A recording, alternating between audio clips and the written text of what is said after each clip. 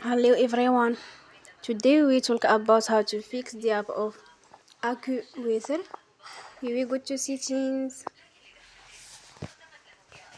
Then we click on apps. After that here we search the app AccuWeather and then we click. Here we go, we will on for stop. After that here we go to storage.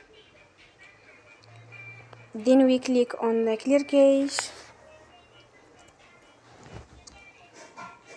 Here we go to Play Store.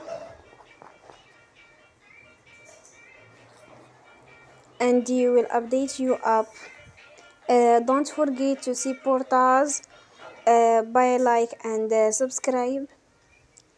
See you next time, and thank you for watching.